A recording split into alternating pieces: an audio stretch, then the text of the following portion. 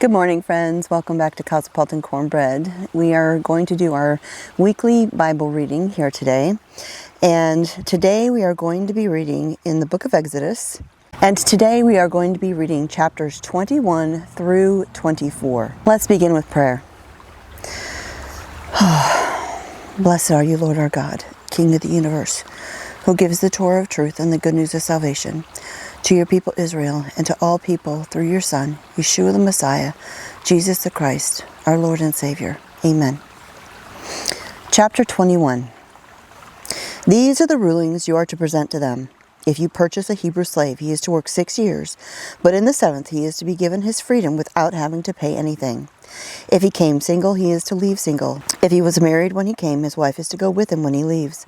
But if his master gave him a wife and she bore him sons or daughters, then the wife and her children will belong to her master, and he will leave by himself. Nevertheless, if the slave declares, I love my master, my wife, and my children, so I don't want to go free, then his master is to bring him before God, and there at the door or doorpost, his master is to pierce his ear with an awl, and the man will be his slave for life. If a man sells his daughter as a slave, she is not to go free like men's slaves. If her master married her, but decides she no longer pleases him, then he is to allow her to be redeemed. He is not allowed to sell her to a foreign people because he has treated her unfairly. If he has her marry his son, then he is to treat her like a daughter. If he marries another wife, he is not to reduce her food, clothing, or marital rights. If he fails to provide her with these 3 things, she is to be given her freedom without having to pay anything. Whoever attacks a person and causes his death must be put to death. If it was not premeditated but an act of God, then I will designate for you a place to which he can flee. But if someone willfully kills another after deliberate planning, you are to take him even from my altar and put him to death. Whoever attacks his father or mother must be put to death. Whoever kidnaps someone must be put to death, regardless of whether he has already sold him or the person is found still in his possession. Whoever curses his father or mother must be put to death. If 2 people fight and one hits the other with a stone or with his fist, and the injured party doesn't die, but is confined to his bed, then if he recovers enough to be able to walk around outside, even with a cane, the attacker will be free of liability except to compensate him for the loss of time and take responsibility for his care until his recovery is complete. If a person beats his male or female slave with a stick so severely that he dies, he is to be punished, except that if the slave lives for a day or 2, he is not to be punished, since the slave is his property. If people are fighting with each other and happen to hurt a pregnant woman so badly that her unborn child dies, then even if no other harm follows, he must be fined. He must pay the amount set by the woman's husband and confirmed by judges. But if any harm follows, you are to give life for life, eye for eye, tooth for tooth, hand for hand, foot for foot, burn for burn, wound for wound, and bruise for bruise. If a person hits his male or female slave's eye and destroys it, he must let him go free in compensation for his eye. If he knocks out his male or female slave's tooth, he must let him go free in compensation for his tooth. If an ox gores a man or a woman to death, the ox is to be stoned and its flesh not eaten, but the owner of the ox will have no further liability. However, if the ox was in the habit of goring in the past and the owner was warned but didn't confine it, so that it ended up killing a man or a woman, then the ox is to be stoned and its owner too is to be put to death. However, a ransom may be imposed on him, and the death penalty will be commuted if he pays the amount imposed. If the ox gores a son or daughter, the same rules apply. If the ox gores a male or female slave, its owner must give their master 12 ounces of silver, and the ox is to be stoned to death. If someone removes the cover from a cistern or digs one and fails to cover it, and an ox or donkey falls in, the owner of the cistern must make good the loss by compensating the animal's owner, but the dead animal will be his. If one person's ox hurts another's so that it dies, they are to sell the live ox and divide the revenue from the sale, and they are also to divide the dead animal.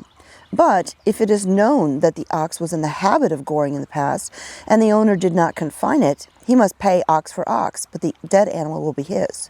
If someone steals an ox or a sheep and slaughters or sells it, he is to pay 5 oxen for an ox and 4 sheep for a sheep. Chapter 22. If a thief caught in the act of breaking in is beaten to death, it is not murder, unless it happens after sunrise, in which case it is murder. A thief must make restitution. So if he has nothing, he himself is to be sold to make good the loss from the theft. If what he stole is found alive in his possession, he is to pay double. no matter whether it is an ox, donkey, or sheep. If a person causes a field or a vineyard to be grazed over or lets his animal loose to graze in someone else's field, he is to make restitution from the best produce of his own field and vineyard.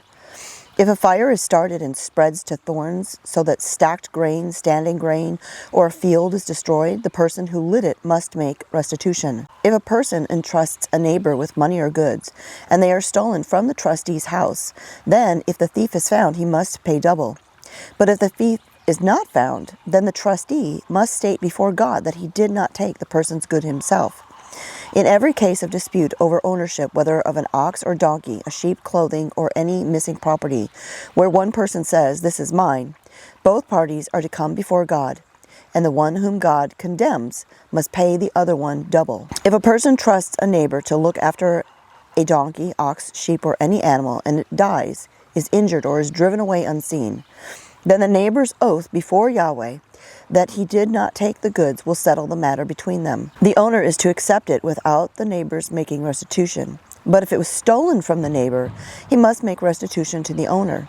If it was torn to pieces by an animal, the neighbor must bring it as evidence, and then he doesn't need to make good the loss.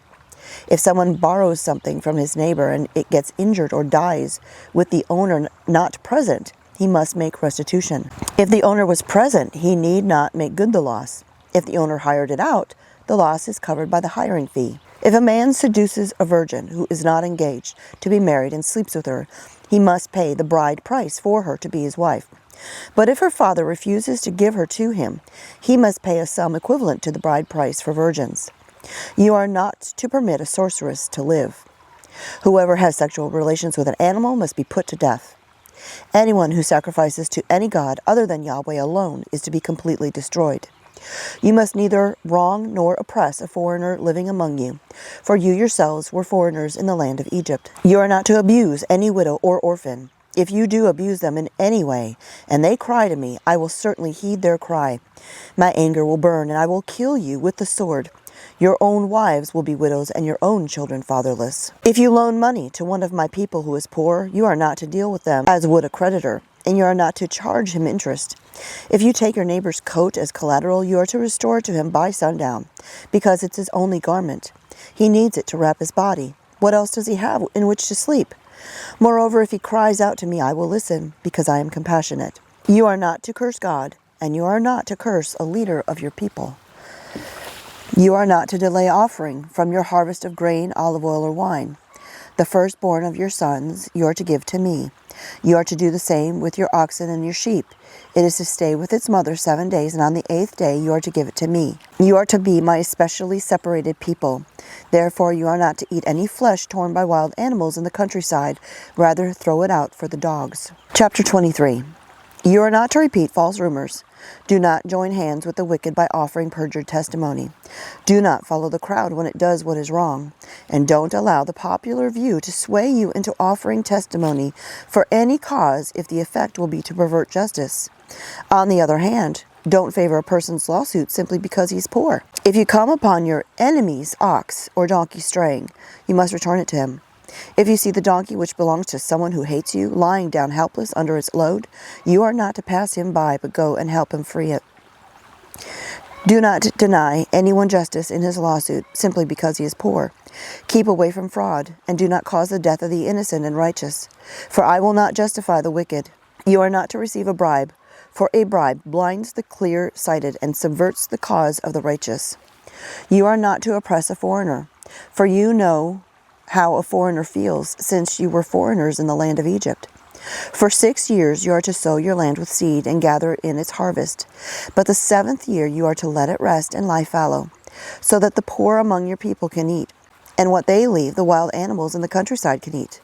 Do the same with your vineyard and your olive grove. For 6 days you are to work, but on the 7th day you are to rest, so that your ox and donkey can rest, and your slave girl's son and the foreigner be renewed. Pay attention to everything I have said to you. Do not invoke the names of other gods, or even let them be heard crossing your lips. 3 times a year you are to observe a festival for me. Keep the festival of matzah for 7 days, as I ordered you. You are to eat matzah at the time determined in the month of Aviv, for it was in that month that you left Egypt.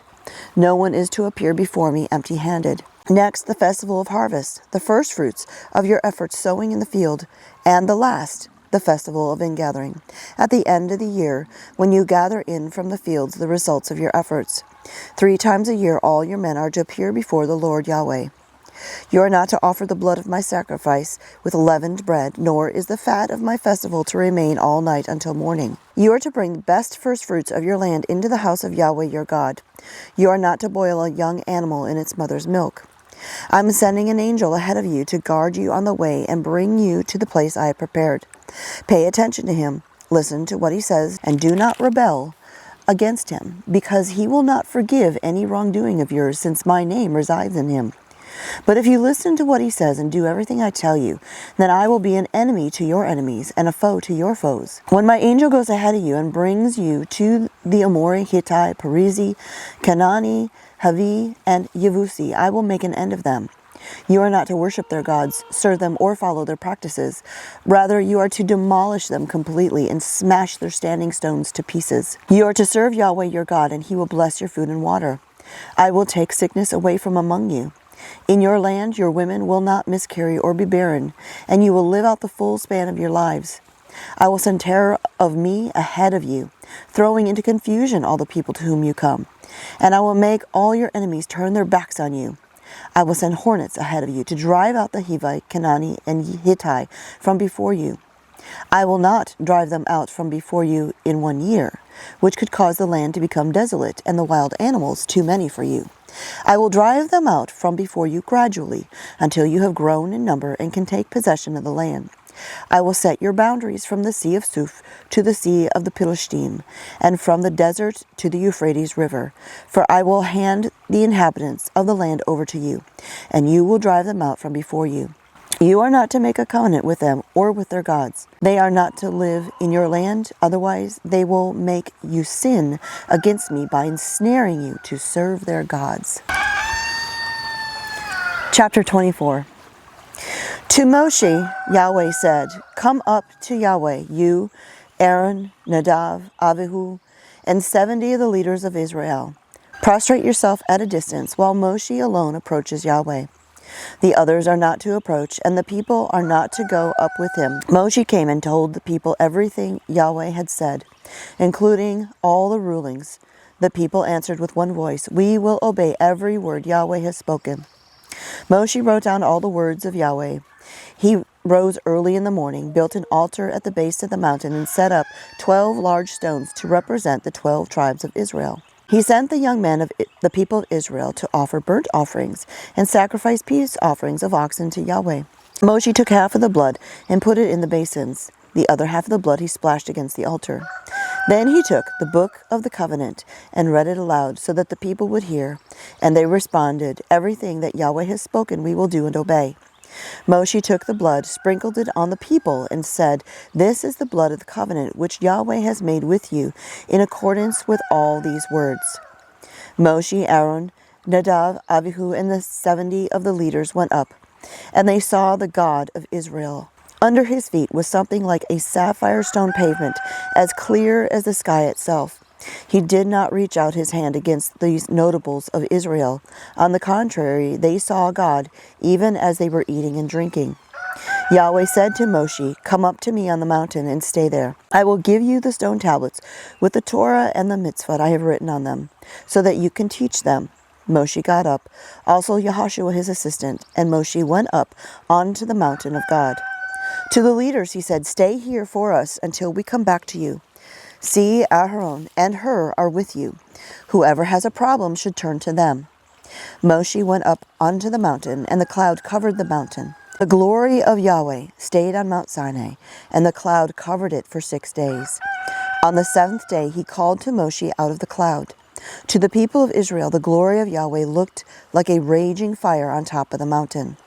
Moshe entered the cloud and went up on the mountain, and he was on the mountain 40 days and nights.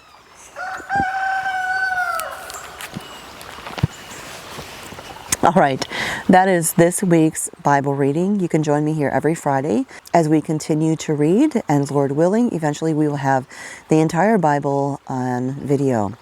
The Bible version that I'm reading from is the CJB Bible. You can learn more about that in a link in the video description down below. And I invite you to join me on Saturday mornings live at 8 a.m. Central Time as we read the Bible together, along with prayer and online fellowship. And I also want to remind you, or let you know, in case you are not aware, that I have a new website called Walking in Torah at walkingintorah.com, where you can find a growing library of Bible study articles on a variety of topics. And that is linked down below as well. With that, may the Father bless you and keep you. May He make His face shine upon you and give you peace. In the name of the Prince of all Peace, Yeshua HaMashiach, Jesus the Christ. God bless, and I'll talk to y'all next time.